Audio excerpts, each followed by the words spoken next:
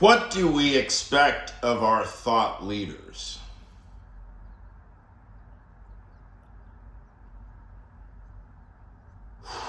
One thing that we expect is that they appear to act the part.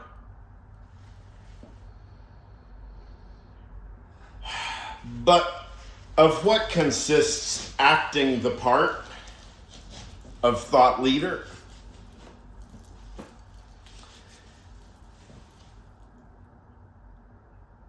Apparently, it doesn't actually involve thought. Because, first of all, if there are no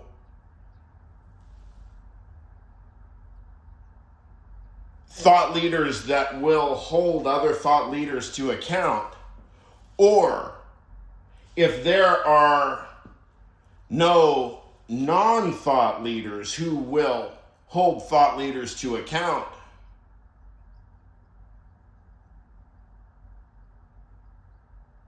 then of what consists leading with thought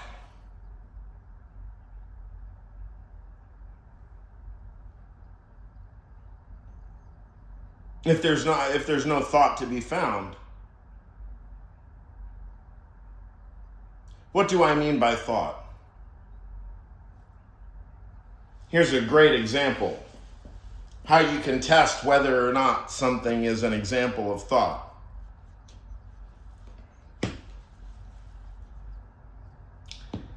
Take a sentence, any sentence you please. Could be short, 3-4 words. Maybe all it takes. And a sentence in your native spoken language, the first language that you learned.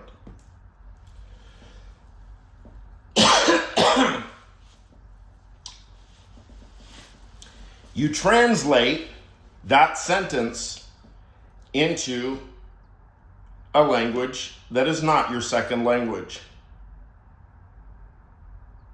Now, even let's say you grew up bilingual. Let's say you had 2 native speakers who are immigrants, and they both taught simultaneously their child or their children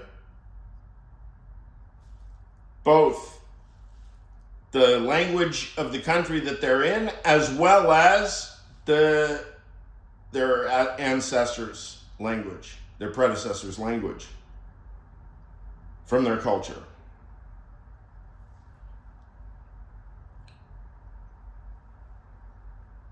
Even this would work. Because, I don't know, chances are, depending on the individual who's raised in this like almost purely bilingual way, I would imagine maybe that there's all it takes is a slight bit of bias in the direction of one language or the other to make it so that translating from that, the language in the direction that the bias is, translating from that language to the language that is even just slightly more difficult for the speaker, you are going to have to think to translate that sentence. Either you're going to open a dictionary, or you're going to open a book of grammar or something, right? And you're going to have to check your work. Unless you are a linguist of that of one or both of the languages that we're talking about here. I mean, it's probably not even a matter really of translating, if you're not a complete expert grammatically. I mean, let's take me, for example. I'm shit grammatically. Utterly shit. I never understood grammar. You know, you put on a blackboard and you start going subject, object, and embedded clauses and shit and anaphora and everything, and my mind just starts exploding.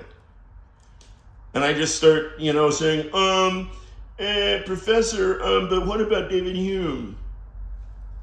Right? Oh, what about David Hume? Anyway,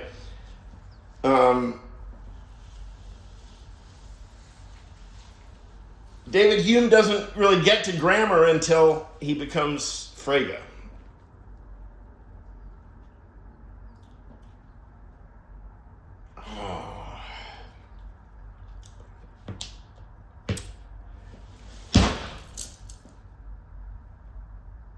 Our thought leaders will do something like that. They will think. They will do something like what I am doing right now. This is unscripted. I don't know what I'm going to say next.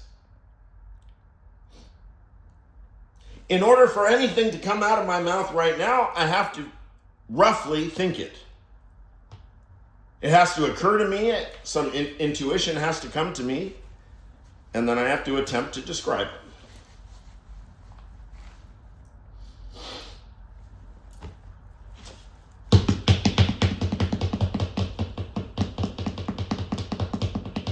So, ostensibly, many Americans, if not humans in general, really don't understand what thought is.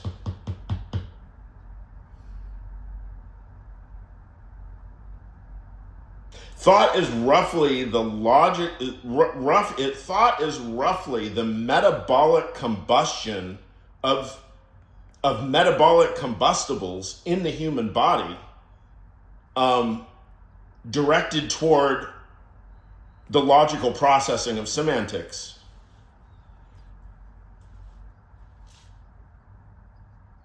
That's roughly thought.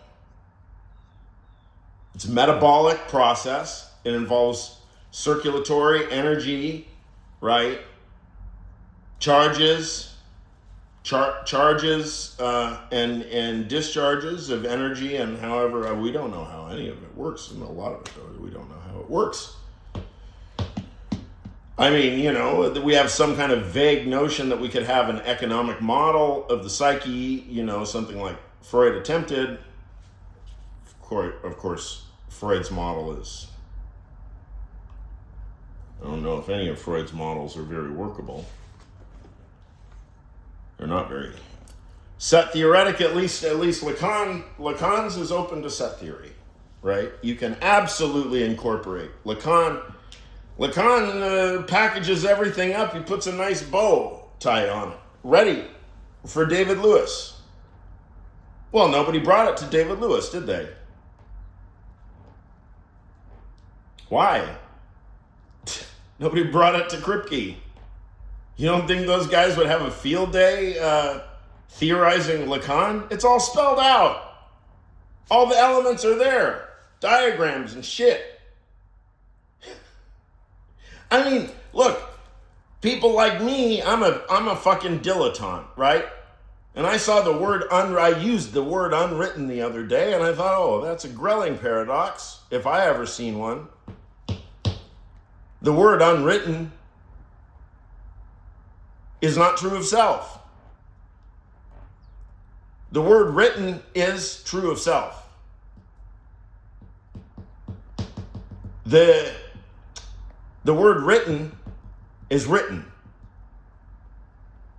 The word unwritten is still written, right? It's not unwritten. You read the word unwritten, you're not reading something that's unwritten, you're reading something that's written. So that's the Grelling paradox, right? Okay. I mean, we're talking about one word. We're talking about the logical structure in the semantics of one word, right? Lacan doesn't give us one word. He gives us 100 different technical terms plus diagrams. Have at it, Saul Kripke. Jesus, fuck. I mean, peace be upon him. I don't. Saul Kripke. Respect.